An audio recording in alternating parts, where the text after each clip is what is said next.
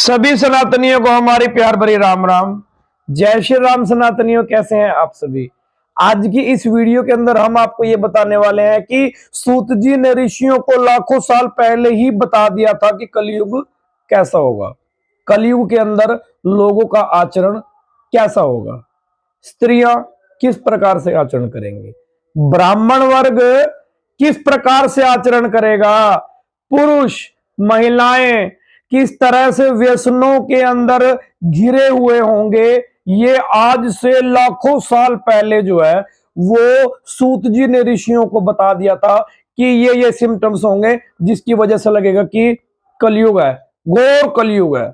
और वही आज के समय में 2024 के अंदर, आज के समय मतलब कि वर्तमान में यही हो रहा है। तो आज हम आपको वाल्मीकि रामायण के अंदर से ये चीजें डिटेल से निकाल के दिखाएंगे। वाल्मीकि रामायण के शुरू के अंदर ही महात्म के अंदर पहला अध्याय जो सा है उसके अंदर यही है कि सूत जी जो है ऋषियों को बता रहे हैं। ऋषि जो सूत जी से पूछ रहे हैं कि कलयुग कैसा होगा, और इस कलयुग के अंदर ये पाप से बचने के लिए, इन पखंडों से बचने के लिए, पाखंड भी लिखा है, और इन व्यसनों से बचने के लिए एकमात्र उपाय क्या है, हम कलयुग के अंदर क्या कर सकते हैं। ये जो पटकथा थी, ये जो डिटेल थी, ये जो प्रसंग था, ये प्रसंग लाखों साल पहले ही सूत जी ने जो था वो ऋषियों को बता दिया था कि ये काम करने पड़ेंगे जिससे आप पाप से छूट जाएंगे। अगर हम और आप भी पाप से छूटना चाहते हैं ना, ये हम नहीं कह रहे, ये वाल्मीकि रामायण कह रही है, ये वाल्मीकि जी ने लिखा है रामायण के अंदर, बाकायदा लिखा हुआ है। ये आपका और मेरा कोई रटा रटाया नहीं है, हमारा कोई खुद का लिखा हुआ नहीं है। तो हमें गुरुओं की वाणी पे, संतों की वाणी के ऊपर, हमें इन सब वाणियों के ऊपर विश्वास करके, और जैसे हमें गुरु ने मार्ग बताया उस मार्ग पे हमें चलना पड़ेगा, तभी जाके हम लोग जो है वो अपने जीवन को सार्थक कर सकते हैं। सबसे पहले हम समझते हैं कि वाल्मीकि जी ने जो वाल्मीकि रामायण के अंदर लिखा हुआ है, शुरुआत ही जो है वाल्मीकि रामायण की यहां से होती है कि कलयुग कैसा होगा, और उस कलयुग के प्रभाव से बचने के लिए मनुष्य को क्या करना चाहिए। आइए शुरू करते हैं वीडियो को। अगर आपने वीडियो को अब तक पूरा नहीं देखा है, अगर आपने हमारे चैनल को सर्च नहीं किया है, अगर आप हमें सब्सक्राइब नहीं करते हैं, अगर आप चैनल पर नए हैं तो कृपया हमें सब्सक्राइब करें, वीडियो को पूरा देखें, एंड तक देखें, और आप हमारे चैनल को सब्सक्राइब करने के बाद अधिक से अधिक लोगों तक शेयर करेंगे ना, तो वाल्मीकि जी की जो ये वीडियो है, इस वीडियो को अधिक से अधिक लोगों तक पहुंचाया जा सकता है। वाल्मीकि जी ने किस तरह से लाखों साल पहले लिख दिया था कि कलयुग कैसा होगा। आइए शुरू करते हैं वीडियो को। तो गुरुदेव वाल्मीकि जी को प्रणाम करते हुए, प्रभु श्री राम, माता सीता जी को प्रणाम करते हुए, रामायण के सभी पात्रों को प्रणाम करते हुए शुरू करते हैं हम आज की वीडियो। और इस वीडियो के आरंभ में ही जो ऋषि जन है वो सूत जी को कह रहे हैं कि हे सूत जी, हमने जो जो आपसे पूछा आपने सभी उत्तर जो है वो हमें बताया, हमें सेटिस्फाइड कर दिया आपने। लेकिन पहले तो आपने हमें बता दिया, लेकिन आपने ये भी बता दिया कि कलयुग के अंदर लोग संसार बंधन के अंदर घिरे हुए होंगे। आपने ये भी बता दिया कि कलयुग के अंदर वेदोक्त मार्ग नष्ट हो जाएंगे। आपने ये भी बता दिया कि लोग जो है वो दुख से पीड़ित होंगे। वो ऋषि कह रहे हैं, ऋषि कहते हैं कि आपने हमें ये भी बता दिया कि कलयुग के अंदर जो लोग है ना वो काम की वेदना से पीड़ित होंगे। जितना जति हो कोई, जितना क्षति हो कोई, कामिनी के संग काम जागे ही जागे। तो कलयुग के अंदर विशेष तौर पे काम वेदना से पीड़ित लोग हैं। उसके बाद लोगों की लंबाई नहीं होगी ज्यादा, नाटे कद के होंगे, होने शुरू हो जाएंगे लोग। उसके बाद लोग जो वो लालची होंगे, लोभी होंगे। ऋषि कह रहे हैं सूत जी से कि आपने में बताया हुआ है कि लोगों की जो है वो नाटे कद के होंगे, वो धर्म का आचरण करने वाले नहीं होंगे, वो लोभी होंगे और काम वेदना से पीड़ित होंगे वो लोग। उसके बाद ये जो लोग होंगे ये एक दूसरे पर ही आश्रय करने वाले होंगे। कलयुग के अंदर के जो लोग होंगे, ये लाखों साल पहले जो है वो ऋषियों की और सूत जी की बात हो रही थी। प्राय सब लोग थोड़ी आयु और अधिक संतान वाले लोग होंगे। उम्र थोड़ी होगी लेकिन संतानें अधिक होंगी। उस युग की स्त्रियां, अब सुनो, सबसे पहले तो ऋषियों ने यह बताया कि कलयुग के अंदर पब्लिक कैसी होगी, पब्लिक ऐसी होगी। ठीक है जी, लेडीज जेंट्स पुरुष सब, ये सारी डिटेल बता दी। अब इसके अंदर सबसे पहले वो कहते हैं कि इसमें महिलाओं की स्थिति जानिए, कलयुग के अंदर महिलाएं कैसी होंगी। ये लाखों साल पहले ही ऋषियों ने बता दिया था, और ये वाल्मीकि रामायण है, और ये वाल्मीकि रामायण वाल्मीकि जी की रचित है, और इसके अंदर जो डिटेल लिखी हुई है वो लाखों साल पहले की ही डिटेल है।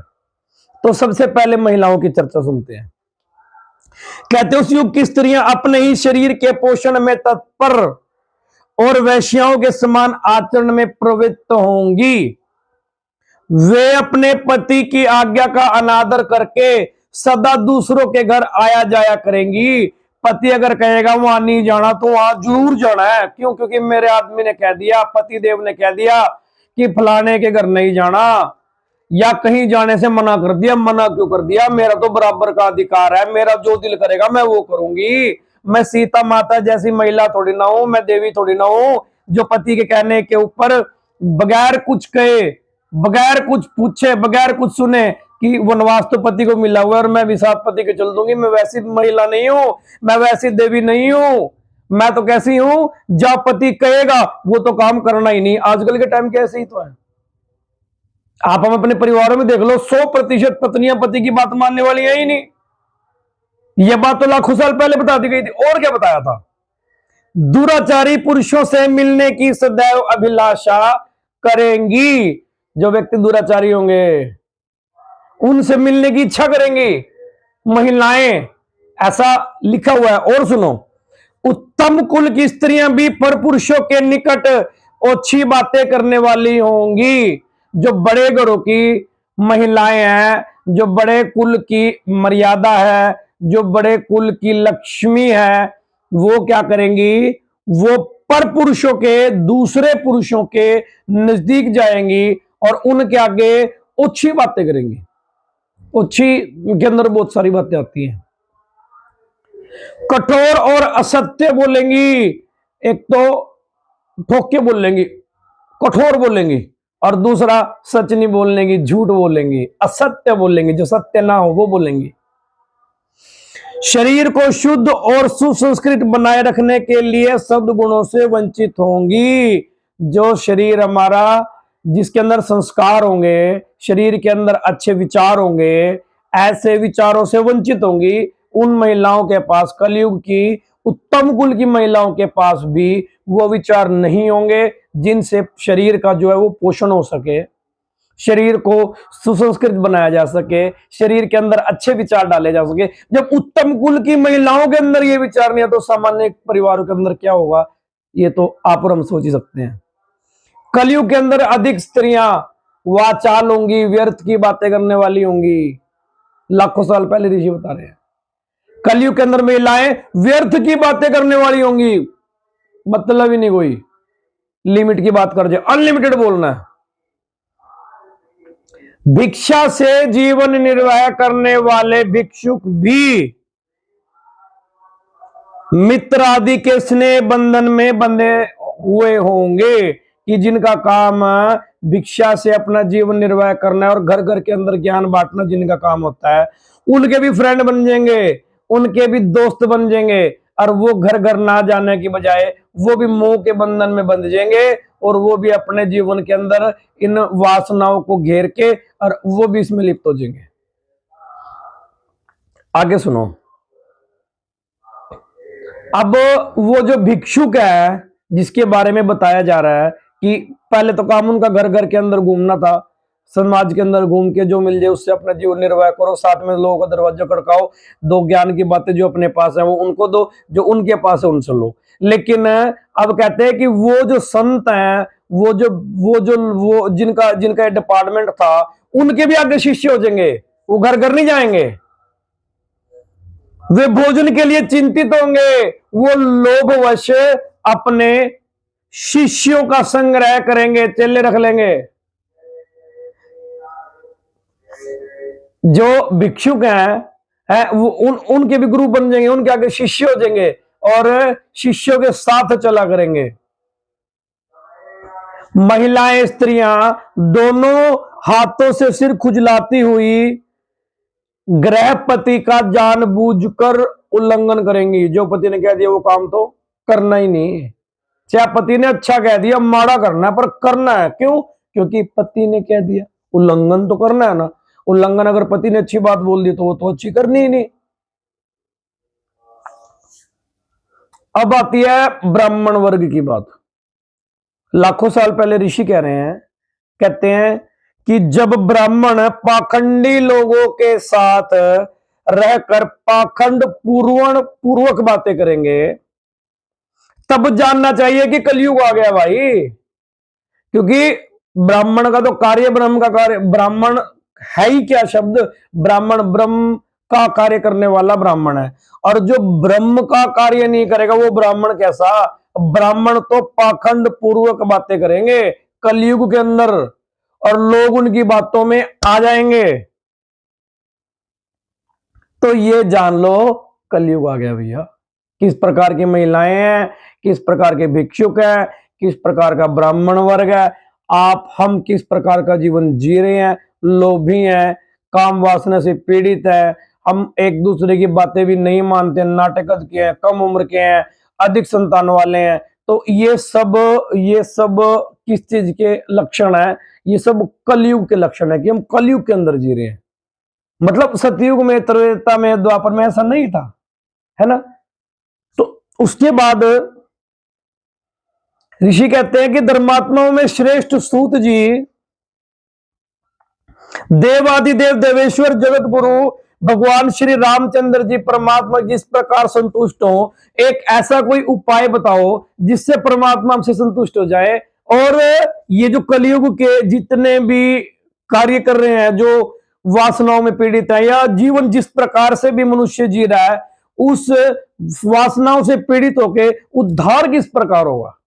चलो आपने बता तो दिया कि कलयुग ऐसा होगा, महिलाएं ऐसी होंगी, जीवन ऐसा होगा, फलाना ऐसा होगा, डमकाना ऐसा होगा, सब कुछ तो जो है वो संतों ने पूछ लिया कि भाई आपने बता तो दिया, लेकिन अब हमें ये भी बताओ कि इनका उद्धार कैसे होगा। भैया आपने बता, लक्षण तो बता दिए लेकिन उद्धार तो बताया नहीं।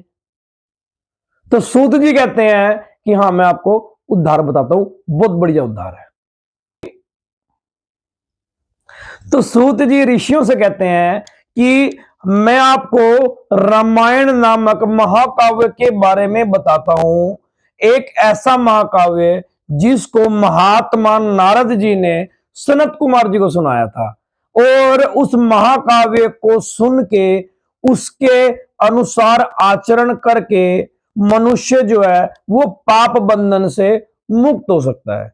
और रामायण नामक महाकाव्य एक ऐसा काव्य है जिसके अंदर मनुष्य सुन के उसको धर्म अर्थ काम और मोक्ष की प्राप्ति जो है वो कर लेता है।